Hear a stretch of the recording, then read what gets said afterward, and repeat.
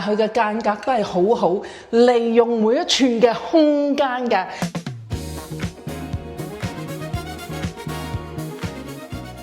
Hello， 大家好，我係地產美魔女 Polly 啊，今日帶大家嚟睇下兩間屋喺我後邊嘅，係6號同埋6號 A 兩間咧都有4間房嘅喎，咁啊有一啲特色唔同嘅。呢個係 Duplex， 咁喺呢個時候咧都係當然係一齊起，同埋同一個建築師啦。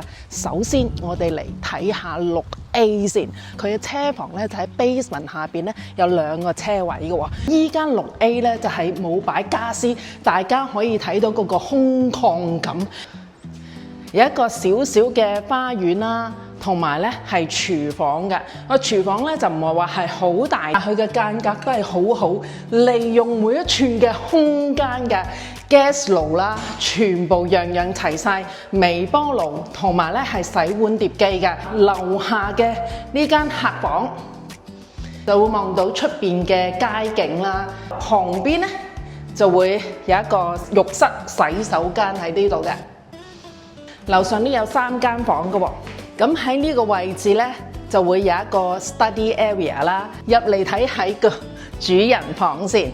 嗱，主人房咧都係見到街景嘅，一排嘅衣櫃啦，同埋個浴室喺呢一度，就有另外2間房嘅，呢度係其中之一間。咁窗門方面咧，就會見到個花園嗰個位置噶啦，都有啲景嘅。跟住另外呢一間房。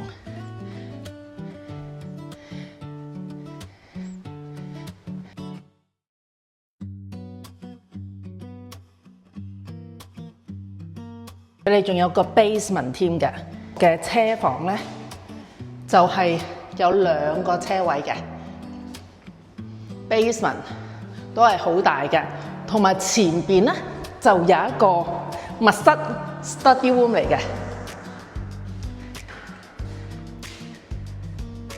佢都會利用每一寸嘅空間咧，樓梯底呢度咧都係有一個儲物室喺裏邊嘅，洗衫房啦。咁啊有晒 security 啊，閉路電視啊。呢個係出租物業嚟嘅，4間房，3個洗手間，2個車位，1951個星期。有興趣想買嘅都得㗎。2026年價格，佔地面積305平方米，價值300萬澳幣。